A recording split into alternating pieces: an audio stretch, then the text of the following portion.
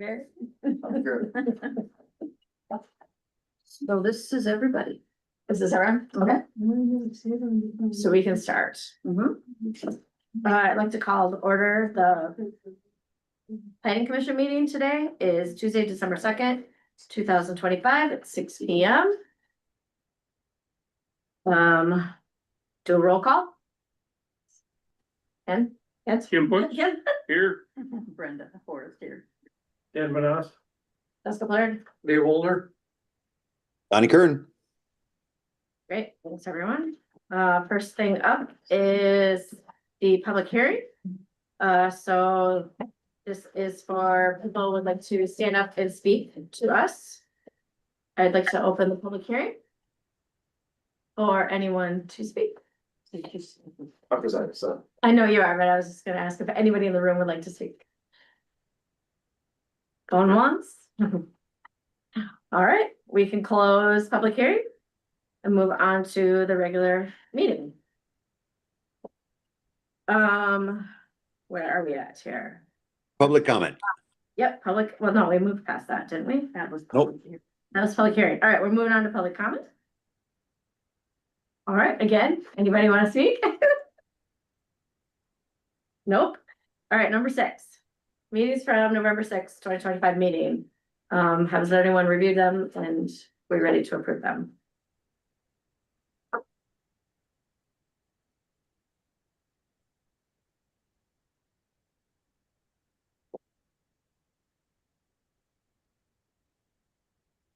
I'll make a motion to approve the minutes from November 6th. I'll second the motion.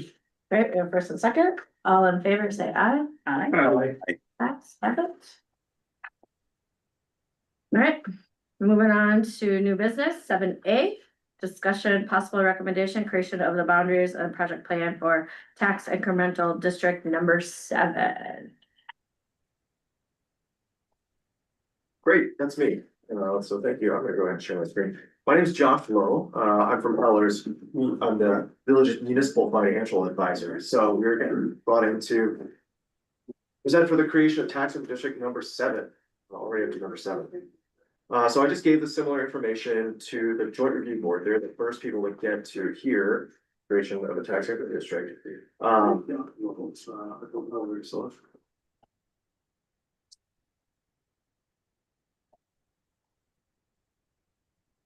Okay, great. Get this full screen. Sorry, bear with me for just 1 second. There we go. Okay, so let's talk about tax district number 7. We just gave them the update for TIDs 3, 5, and 6. So this is our next biggest opportunity for the village of Somerset. All right, so what is tax increment financing? Feel free to raise your hand. I can stop at any point, make this as interactive as you like, and answer any questions that you may have. But for tax increment financing, the real point of this is finding a revenue stream for incentives, for infrastructure, or whatever it might need to catalyze economic development in a specific site to meet your needs and the goals of the community. So tax increment financing captures the revenue, tax revenue from development to pay for the incentives and infrastructure that is needed to fund those, to make the development happen.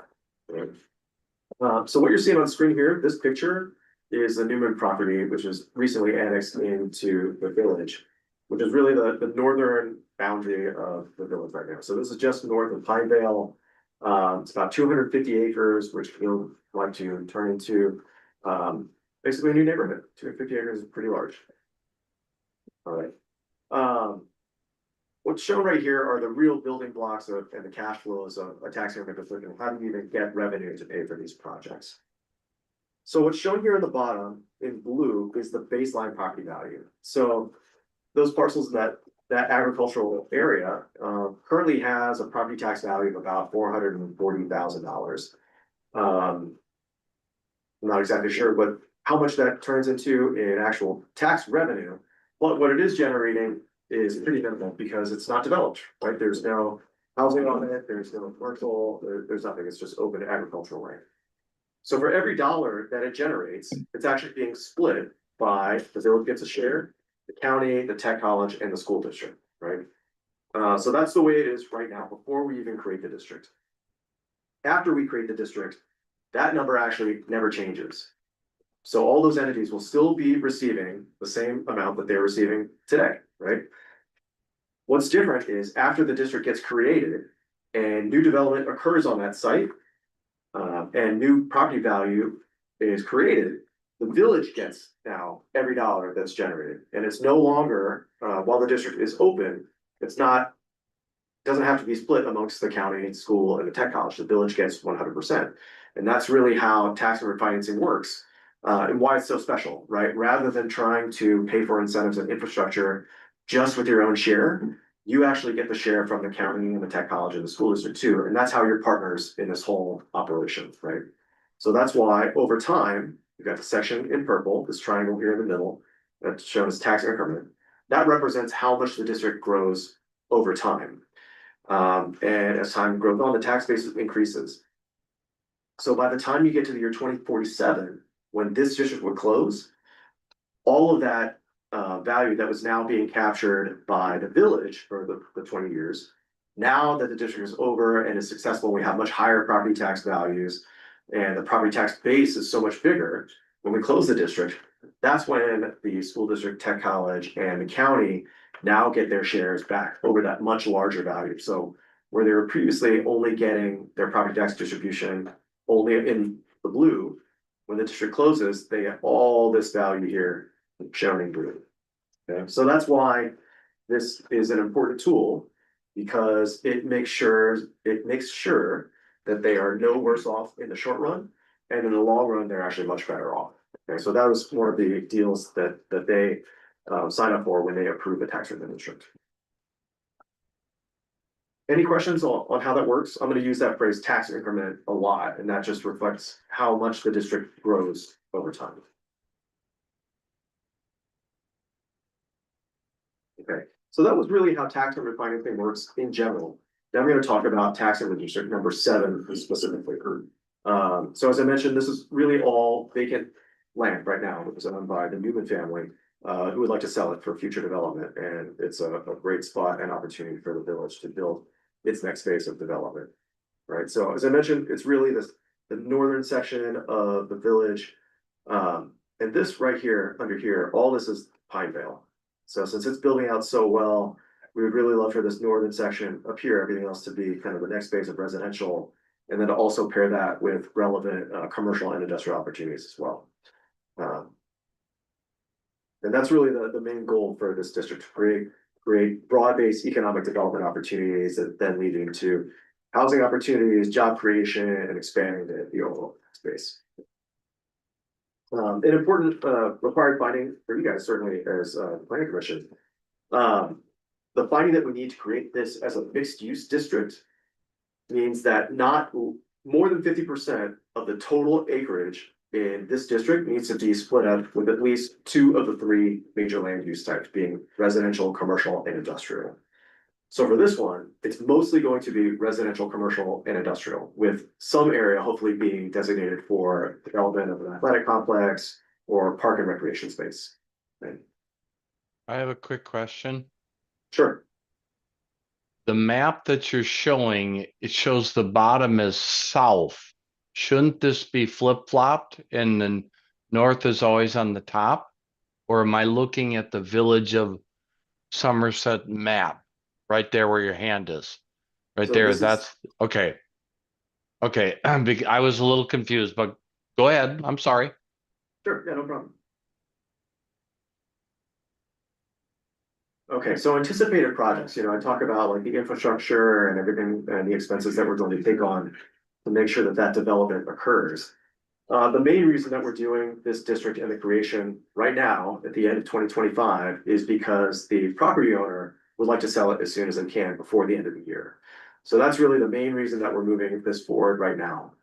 In terms of, all the different tax increment districts I've worked on and created throughout the state, I would call this one more on the speculative end without a specific developer coming to us with a concept that they wanted to build right now, which is much different than what we did TID 6 a few years ago, where Capstone had already acquired the property, the village sold it to them, and we knew exactly what was gonna be built on there, and then we were building the district kind of around their concept, right? This is really mostly kind of the opposite, right? We want to set this tool up so that over time, all of the development activity and the phone calls that Bob gets has a place to go, but we don't have those things locked down yet. So really the only major project cost that we know right now is the first phase of cost related to property acquisition for this, which is about $1.5 million. So everything else that we're thinking about are trying to put as many tools in the toolkit that the village can have to implement at a later date once the future development and new proposals start to become more concrete, right?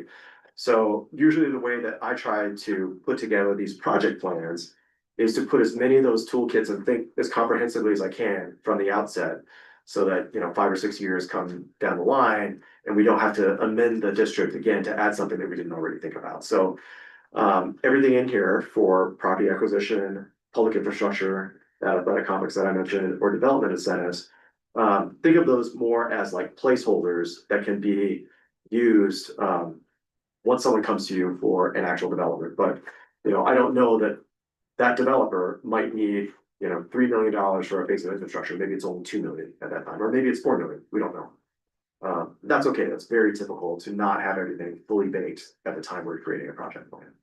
I would say, probably at least 2/3 of the districts I work on work more like that we don't have a firm estimate of the infrastructure at that time. Any other questions for me related to the projects? All right. So the next one is going to, I'll just talk about it at a high level, then I'll just zoom in a little bit so folks can see. We think that if there's really going to be residential, commercial, and industrial proposed for this very large site, about 350 acres, those phases will come in at different times, but really starting in 2027 throughout the remainder of the life of the district. Since it's such a large area, we actually anticipate quite a bit of growth, and really thinking about how well Capstone has done, kind of replicating that success on the residential end. So that's how we get to this value being created over time. It's value added in 2027 and beyond. Think about pretty large chunks of residential, commercial, and industrial being built. So when you take that value added each given year, multiplied by the village's current tax rate of $14.56 per thousand, that's how you start generating revenue to actually pay for infrastructure shown here in this right-hand column, tax increment. So when you do that year over year over year over year, between now and 2047, our current estimates show that we could be generating over $19 million. Of course, that's dependent on how fast things build and are constructed and the village's tax rate. Both of those we know are going to change over time. So if we're even anywhere close to $19,669,163, that would be amazing, because there's so many moving pieces that are going to occur over the next 20 years. So we don't have an exact crystal ball. So thinking this through, what I really want folks to think is not, will it happen exactly this way? Because I guarantee it won't. It's really, is it reasonable to think that that much growth could happen in such a large area, which I think it does. So I'm not an economic forecaster. What we're really trying to do is paint a picture of like plausibility, like could that happen? And I think it does. Any questions on the development assumptions? Okay, so this is the cash flow. We're really trying to marry up the revenue assumptions that I just showed and the expenses from a couple pages ago, right? So just looking at this from left to right, almost everything here in orange. Let's zoom in on this a little bit. Yep. This first column, tax increments, is that exact spreadsheet that I just showed just a second ago. And the way we're thinking about this for property acquisition revenue, so I mentioned that the village is going to acquire those parcels in those 4 phases for $1.5 million. The idea would then be to sell that to a developer. You get the revenue for that, and that flows right back into the tax increment district, getting you to basically break even, right? You'll have some interest costs for the loan to acquire the property, but basically it's money in, money out.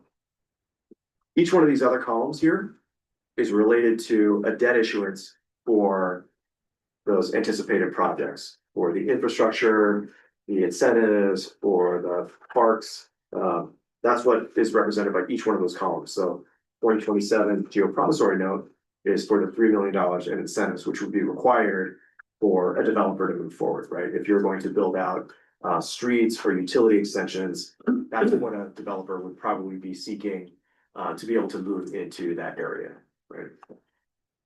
And another variable here is based on projected interest rates and the project costs coming in at those areas, at those numbers. Okay. So you've got the revenues all the way to the left. Each one of these are expenses in the middle section. And really where I wanted to focus my attention next is in this section, the balances. And the two most important are the annual and the cumulative balance. So the annual reflects the difference between revenues and expenses in any given year. So it's always important to make sure that your annual cash flow is positive, but the most important thing to think through is the cumulative balance, and which is really functions as the savings account for a tax increment district, right? So just like for me, in any given month, I might have to spend more money than I'm taking in because, you know, I had to get something done to my car or something like that, you know. I think we went to the mechanic yesterday and got a bill for $4,000 for something for our car. So next month is probably not gonna be a great one for the low household, but we still have a savings account that we can draw on. That's really the whole point of that. So that's why having this cumulative balance be in the positive for most of the years is really the most important thing. And certainly the most important thing that you want to look at is that it's in the positive in the last year of the district. So when that happens, that means your tax increment district has paid off all of its costs with the revenue that it's brought in, and it can close and be financially sustainable, and the village doesn't have to draw on other sources to be feasible. So when it can close, when a district can close in its final year with a positive balance, that was a successful district. Right? And of course, it's dependent on all of those other things coming true between now and then. And a lot of those variables are going to change, whether it's the revenue, the pace of development, or your project expenditures happening in this time frame. But again, thinking about it from a perspective of not will it definitely happen that way, but is it plausible to happen that way? It's the most important thing. Any questions on the numbers that I've shown you? I know I've thrown a lot of numbers at you, but maybe this is a good time to just like take a step back and give you a minute to process that and just ask any questions. A development like this, what is the village going to have to put out in the, I mean, they're gonna have to put out some money in the short term, but then collect it in the long term. Right. What? A lot of numbers on this page, but what does the village have to think that they're going to have to spend? Yeah, so that's what each one of those columns represents. So the 2027 GR note, that would be a borrowing. The village taking out debt for about $3 million to pay for that project, which then the TID pays for over time. So new development will occur and get built on that site. That will start bringing in revenue to the village, which then goes back out to pay for these expenses in each one of these columns. Oops. And that'd be worst case scenario as well. So when it did this, we got the engineer's estimate. And knowing that there's gonna be different elements of this. And that a developer might well say, I'll do the development, we will not realize that $3 million expense then. But I want it to be, you know, very transparent that that's our worst case situation. So when Josh and I worked through this, I said, add that so they understand that that's, you know, potential, but not likely at all. So we don't, we don't have a developer yet, we're way too soon for that. Correct. Right. We're just Getting the land. getting it set up, So so that's why we don't have a lot of specificity on the map Sure. as well, because we don't know if industry comes in that needs 2 acres or 20. do you think that part of this is gonna be an actual industrial park Business park, or a business park? yeah, So that front part on 35. that's what we had talked about years and years ago. Yeah. When we looked at the village expanding to the north, that having access to 35 half mile up north of the boundary is what Right, would be key for any industry up there or businesses up there of some sort. right. Yeah, so the main thing I think is. I think it's also important to note that, you know, some of those businesses are even starting to develop in the township, you know, up, on that side of town too, up just north and not just on everything. So getting this land and this type of development started inside the village boundaries gives much more opportunity for the village expansion. Yeah, so everything here on the screen, I'll just pick on this one, line item for 3 million. You know, we're really, it's a very high level estimate, you know, the odds of, you know, the first ask of infrastructure actually being 3 million, I would say pretty low. You know, it's kind of in line with other costs that I've seen in other places, but until someone comes up and says, you know, we need this street and it's gonna be 1,200 feet of this kind of asphalt, and, you know, we need the curb cuts to be like this, and, you know, we won't really know. So everything we're putting in here is more of like a legal requirement, because you have to have project costs in there. And without it, then you have to amend something later, so, you know, really trying to come up with as many ideas that are reasonable and kind of similar to what we've done in other places that can fit.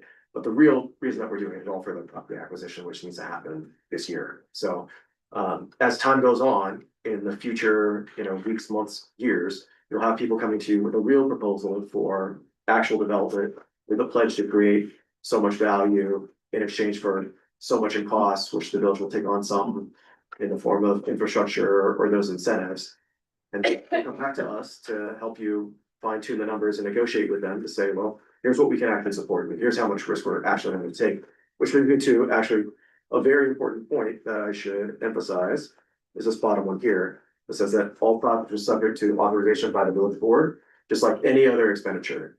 So just because we're creating a district and a project plan where we have high level estimates here, you know, even your approval now or the village board's approval in a couple of weeks does not obligate any of these financings. Those will always be agreed to and authorized, just like any other loan, any other notes issuance that we always do. It's always the village board that authorizes when you actually have to execute it, not for a project plan. So. Taking into consideration, as we're going this far north, I mean, the infrastructure, possibly new water tower. Expanded water lines to get out that far. Those have all been identified in the project plan. We might need them, might not need them, but we identified them, so some of those costs might not be relevant. But if we don't have it in the project plan, that becomes a problem. Yeah, 'cause I know the new fire trucks are kind of looking at, just look at some of the specs on them, boy, they pull a lot of water. Yep. And so.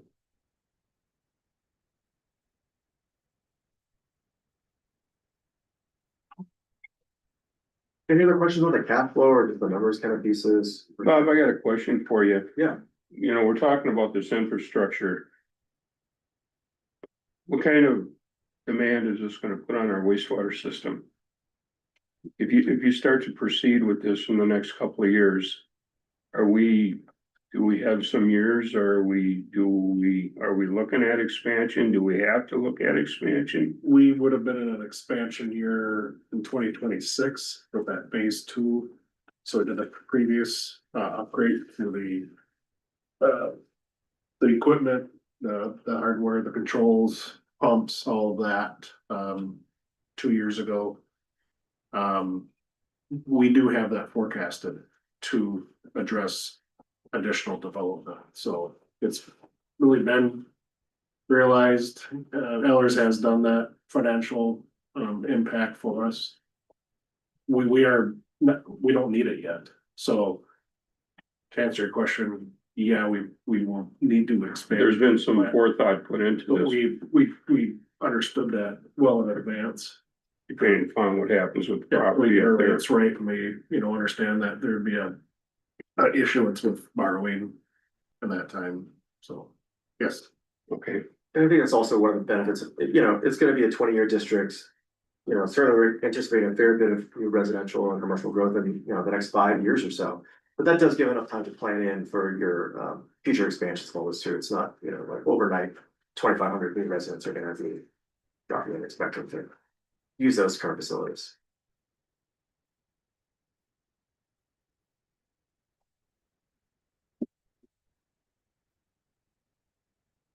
All right, I'm gonna jump over to a timeline. This is really the last slide I have to wrap up. So just before this, we had the initial joint review board meeting.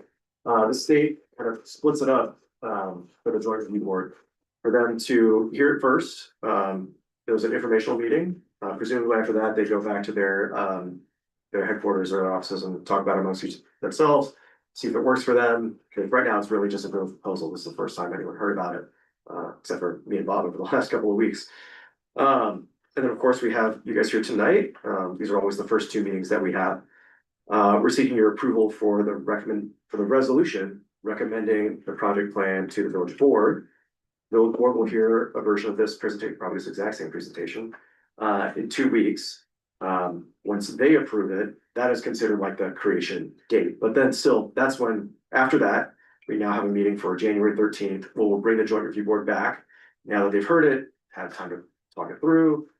We'll get their final approval from them early in January on the 13th at 5 o'clock. So that's our plan.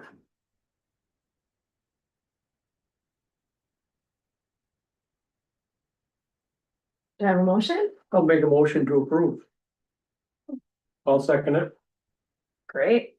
Any further discussion? All in favor, say aye. Aye. Aye. All opposed, nay. Great, thank you. Thank you. Did that for 7B too, or 7B? Right. Yep, no, that didn't. So 7A and B are done. All right, moving on to 7C, which is rescheduling of the January 26th planning commission meeting. I think that's on New Year's Day. So I'll look at our beautiful calendars and see what works. I don't know. I just letting you guys know I'm on vacation till the 9th of January. I'll be out of the country. So if I would not be, if you have it that week of the 8th, I will not be in attendance. In person, I should say. The 13th. You have the joint review board. Joint review board, yep, that's, but we could do that. I mean, at 5. That's Yeah. at 5. Is there Yeah. anything else after that? We can do it after I don't that. think so. Yeah, the Tuesday following the first, Yeah, No. we're talking January 13th, that Tuesday. in the 13th. Yep, it's after the 9th when Donnie gets back in our country. I like Tuesday, this time you're better than Thursdays anyway. Yeah, so I think that would be what's fine for me. Okay, so I don't think Lane's not that it's, he's the only one who can't make Tuesdays. Okay. Can we have it right after the joint review board meeting? Yeah, 6. See this like tonight? Yeah. Works great. Perfect. All right. Does that need a motion? Yeah, I was gonna say, can we make a motion? I'll make a motion to do the review board, or excuse me, the planning commission meeting on the January 13th, 2026, At 6 p.m. 6 p.m. Second? Brenda beat you. Oh. All in favor, say aye. Aye. All opposed, nay. All right, 7D, site conceptual plan review, workforce housing development parcel number 181-1001-70-040. Applicant Mark Vanas and this right. What's going on? If you would like, yes. So I've been working with Mark and Agnes for about 6 months now, maybe better than that. And tonight, they're just, seeking some general comments on what they're proposing and just seeing if there's any special comments or questions from the planning commission. And then is that parcel of land right there by Apple River Campground, correct? Okay. Right in front of it on Yeah. 35. I've only. I only have one question. The playground, that's gonna be right off the highway, or is that gonna be set back a little bit beyond, because I do believe we have a trail going through there too, right? This is all just conceptual at this point, So so. it could possibly move, so Yeah. definitely. In fact, the playground that shows on the conceptual map is part of the Gerard development. It's, currently, we own just under 12 acres there.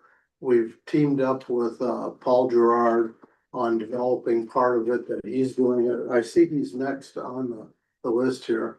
I've been kind of delayed about 3 years because I had a fire at my last place. So we found teaming up with Paul Gerard and his company seemed to be a good fit for us. And we think that he does a good job. So I think the village has dealt with him before too. So the playground, I think that's just conceptual plan. It did look like it's next to the highway to me. And, but you know, Paul will be dealing with that. You know, we weren't ready to do our own design building. We're looking at, affordable senior housing, subsidized senior housing, and possible workforce housing. We have probably close to 7 acres that we're working. Right now, I have 35 units on 3 acres.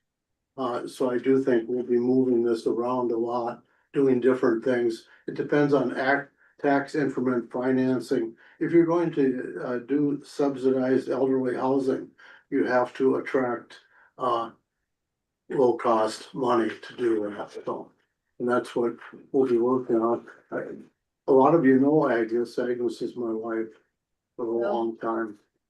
So, 40 years. Hey, Mark, my name's Paul Gerard. I think I can help Mark out because I've done this a number of times. I think you all know me, but Bob came to us, and so did Agnes and Mark. And this project includes the complete relocation of a existing ingress and egress, and I believe the DOT is mandating that if this project is ever developed, they would like Laser Street redrawn to move in so it lines up, so for safety reasons. And there's a reason why we cul-de-saced it at the end there, because we're still negotiating with the RV park. One of the gentleman's comments was the playground. This is a preliminary concept. We're hoping to relocate that playground to the Well House South parking lot, because we will be providing you access to the Well House off of the new Laser Street. But so we're just showing a very preliminary concept. Just want to get the village planning commission's approval of this concept if we were to move forward.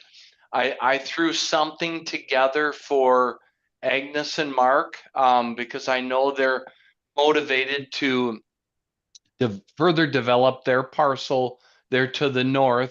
And so we didn't know what they wanted to do. And obviously, through a selection of additional engineering and survey and requirements, we might come up with a completely different concept.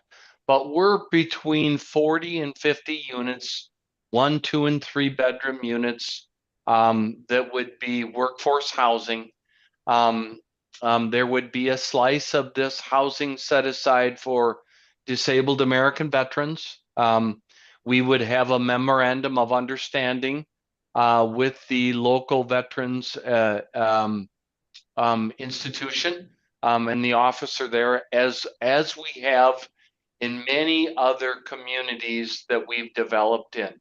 But this really is a preliminary concept showing you what we could do with this parcel, relocating that street there, that access street, providing brand new access, lining up Laser Street, I believe that's the street, and cul-de-sacking it. We didn't want to go too far down the road with you if you decided to say, no, I hate this concept, I don't want to do it. But I have an application that's due to the state of Wisconsin Friday. And so without a warm and fuzzy from your board tonight, I would hold up that application because it's a long stressful application process. And Mark was correct. I'm next up on the next agenda because I think I faced you a year ago. It takes quite a while to line up all your financing. We have lined everything up on that project, but I think that this is our first kick at the can at this. I think we could do much better. What you're seeing there is a single story development. We could do 2 stories. I didn't know what the board wanted to see from us, but we are basically maximizing that site based upon single story development. And you see here in this development, extremely eco-friendly. We would include all utilities in and rent and air conditioning, sewer, water, gas, electric, and internet included in rent for your workforce housing. And there's a lot of misconception. Well, what's workforce housing? Well, those are the folks that service you. They change your oil, they serve your food, they cook your food. I mean, we have individuals here that can make 30,000 and go all the way up to 75,000. It just depends on the unit that they're qualifying for, and placing them in that specific unit. So this has been extremely wonderful for us. We've done a lot in the St. Croix Valley, in and around your community, and it's just taken us some time to get to your community. I commend you on your approval of the TID.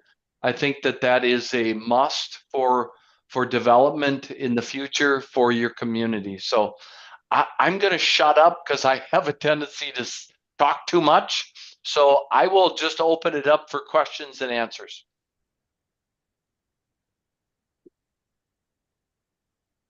Well, I personally wouldn't be opposed to a conversation of multi-story buildings. And I'm not saying 8 stories, but Maybe 2. not that I'm in favor or against it, but I would, I would think that this might be a good area for a 2-story, possibly. Sure. Yeah, I do Thank you. think that, my building has gone back 20 years, 25 years and 50 years. But you're not gonna see affordable senior living on a single level for one senior anymore. I think you're gonna be looking at 2-story probably.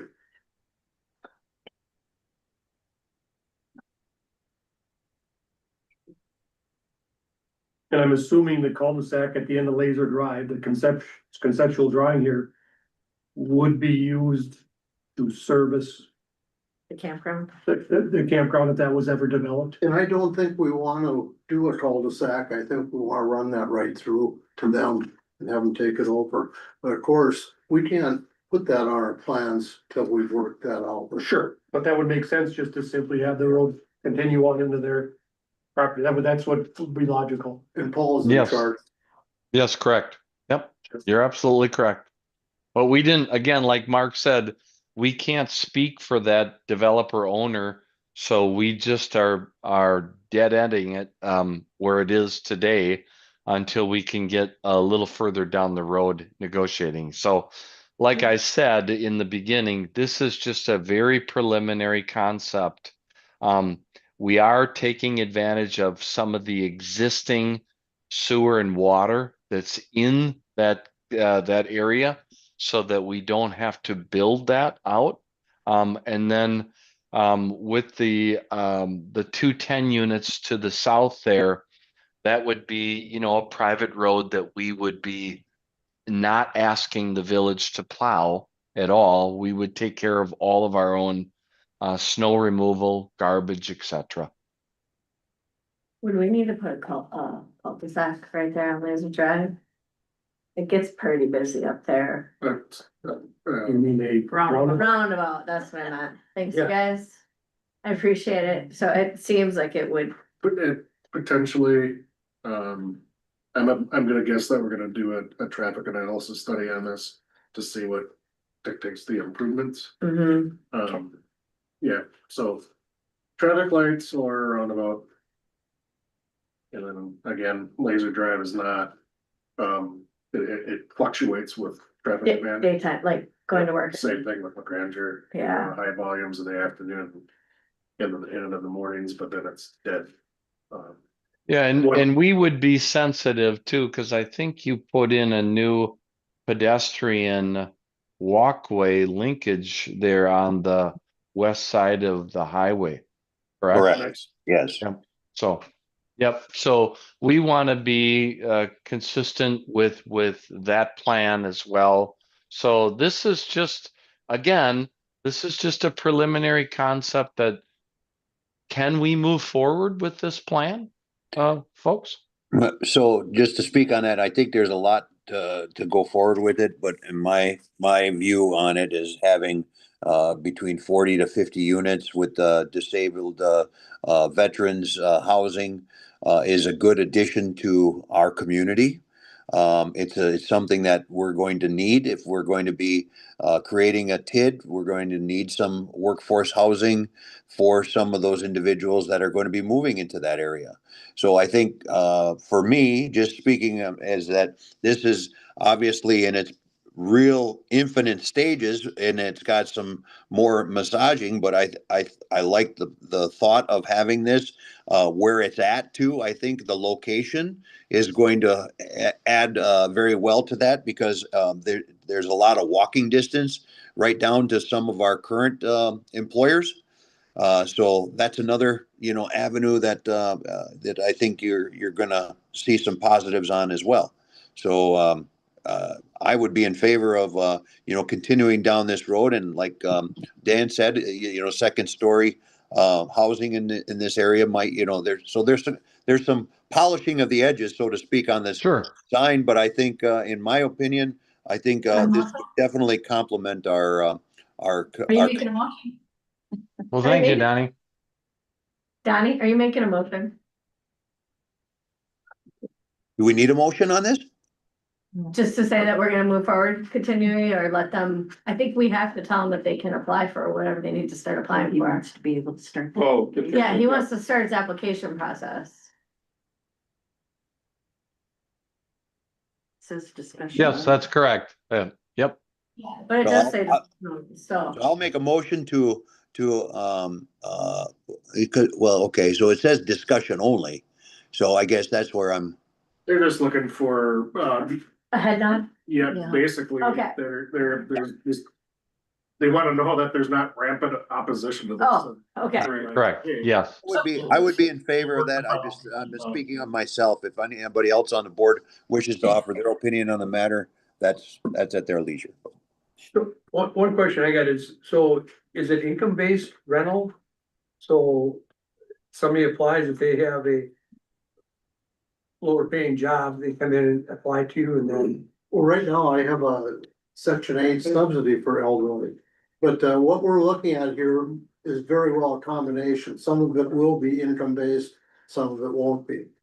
And just to add a few things that Paul mentioned before is this road is not new. This has been in the works for 25 years in the village that wanted to line up with Laser Drive. The other thing is we've accepted a trail in front of our property there. We have a sign that we've not donated, but in fact, Al probably donated most of the sign, but we let them use our property there. I have always felt I've been real community based in the village here. And the reason why we've collaborated with Paul is we see that with him too, with his developments in Richmond, North Hudson, and even in Somerset here. So to answer your question, sir, And I don't see what your name is on my screen, but we will have rents that will be $700. And again, it includes everything. So you should probably knock off $200 because I'm also piping in internet all the way up to 1,600 for so that's a 1 bedroom all the way up to a 3 bedroom. And it just depends on the set aside unit. I mean, we'll have 30% of county median income. We'll have 50% of county median income, and we'll have 80% of county median income. And over the years that they're showing, Uncle Sam has actually been working in our favor. It's showing where higher income individuals help provide services and things to lower income individuals. So that lower income individual could be flipping your burgers at McDonald's or be your cook. But those folks need socialization. They need to understand how to maintain themselves. They need to how they walk, talk, act, cook. I mean, clean themselves. I mean, because today's generation kind of we lost that. I think we lost a part of that, in the socialization. So yes, in fact, and those folks would also be part of your disabled American veterans. I mean, those folks fought for your country. They provided you your freedom. We should be doing more for them rather than denying them services. So I'll close with that. All right, To make a recommendation. No, I say discussion only. it's discussion only, so it's Discussion only. basically kind of Yeah. a head nod that they can move forward. Well, I would say conceptual, yeah. Yeah, I don't think that I can see anybody in this board that is opposed to it. No. thank you. All makes sense. Thank you. Fantastic. Fantastic. Thank you. Good work on everything. Thank you for bringing this to us. Well, you get to deal with me again, Donnie, so hang on. Well, Oh, lucky. All right, moving on. Number 8A, another discussion only. Review, update, conditional use permit request in C-3 zoning district located at parcels 181-4057-20-445 and 181-4057-20-448 for conditional use permit to allow a 40-unit elderly housing facility, applicant Paul Gerard Development LLC. So Robert, I guess I'll just jump right in and then I'll let you have your 2 cents on this. But we came to you a year ago. We've lined up, we've requested a single-story development in that area. It was a little controversial, but we are going to use some really high-end materials so that we blend in with the neighborhood. We have landed all of our funding that we need to land. And there are 2 major grants on this project. And we will be using solar on this project as well. But what you have in front of you is the colors that we said and the materials that we said we would alternate for you. And that was a specific request of the prior board. And Bob has the sample boards that we dropped off. I don't know if all of you have had a chance to go in and look at them, but we plan to bring forward an extremely nice development. And again, this would be a 40-unit senior project, 1 and 2 bedrooms. We were very specific in that location because that location is very elderly friendly with the hospital, the post office, and shops within almost the central core walking distance with the pedestrian bike path. And it also links to neighborhoods to the to the east and north there. So what you really have in front of you is an approval of our boards, and the colors and the materials. So Bob, with that, I'll let you, have you shown everybody the boards? Just now, they're, Okay. most of them are seeing it just now. Okay, All right. And I guess the discussion tonight is there's a gray or, yeah, gray hue and then an actual wood. Now, they're proposing using, intermixing those throughout, the development. And it's up to the plan commission on if, So, It says it's discussion only, but are we making approval of one of them tonight? basically I go ahead and it's okay. With So, what we see? yeah, I mean, right now, Yeah. yeah, we're not advancing anything to the village board on color scheme. It's more just like, hey, we got a thumbs up for a plan commission. Okay. Yeah, I can tip them up Tip here. them up. Help So- us see them. But it's not one or the other. It's gonna be a minute. Well, right, and then, a comment I did get is, well, maybe a darker or lighter gray, but get rid of the brown. Or Oh, yeah. go with the darker, lighter brown and Yeah. get rid of the gray. Stay with them. What? You look great. Yeah, I like the gray better. So you could stay with the gray one, but yeah. So if Bob, if I can jump in, what we were showing you is two different colors Yeah. that we wanted to mix and match. We wanted two different buildings. Yep. Specifically. Right. So I did not explain that right? So we will be using both just. So you could have both colors. Yes, yes, sir. Gonna be both colors involved with the project. They're- Yeah, They blend in with good nature. job. They blend in with nature very well. Well, thank you. Bob, you did an amazing job. Thank you. Why is it only the ladies on the planning commission have an opinion of the color? Anybody in the audience want to say anything? Looks good to me. Yeah. Yeah.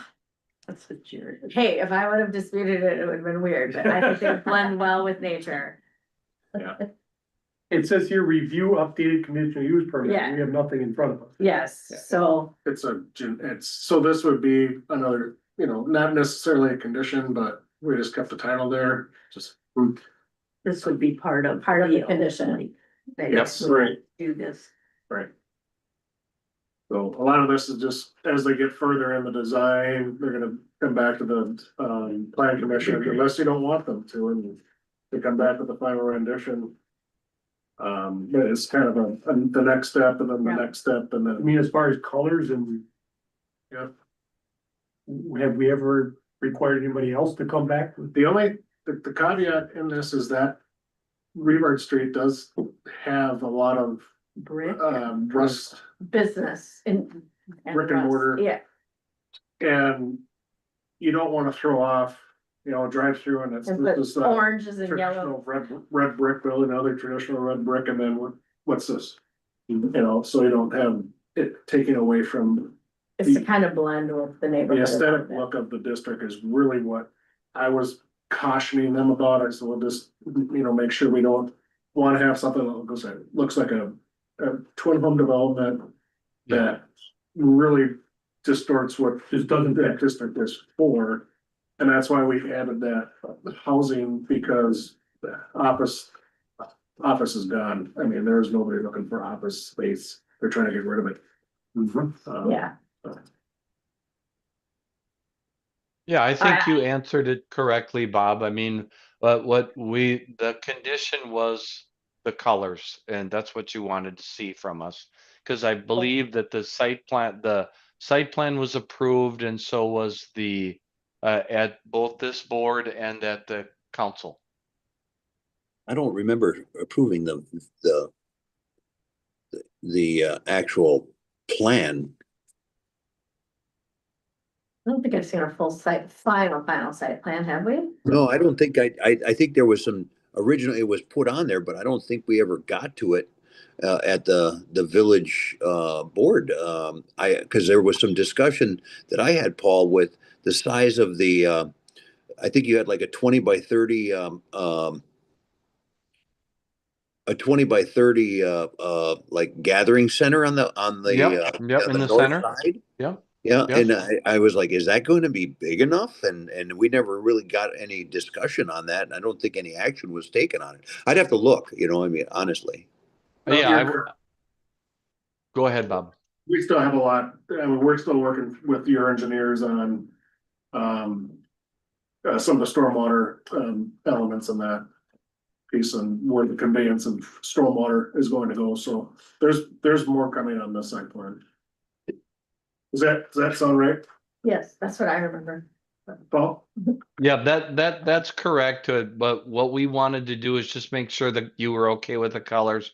Because now what we will go to is a final site plan that will show the locations of the building. Donnie's comment on the actual community room, and the community room, for the first time, we're going to attach a pickleball court. That's a brand new thing for us. I mean, so to try and give the residents something different. I mean, we've put in pool tables before, things that, older folks want to do. I mean, but it's there for their socialization, and it will also provide services if they're looking for services. I mean, what are services? It could be array of anything. I mean, it could be, tax planning, income planning, help with lifting, drug, new linens, things of that nature. We want to try and identify and try and help these folks. And by funding a senior project, what you're really doing is you're pulling residents out of houses that's going to open up that house for a younger family, and there goes your assessment starting all over again, because they're going to transfer that house for quite a bit more than they paid for it. So we want to try and keep your community as large as it is, if not larger. All right. Great. Do I have a motion to I adjourn? make a motion to adjourn. I'll second. All in favor, say aye. Bye. We're good to go. Thanks, you guys. Thanks, Thank guys. you. Thank you, Paul. All right. Bye-bye. Thanks, Paul.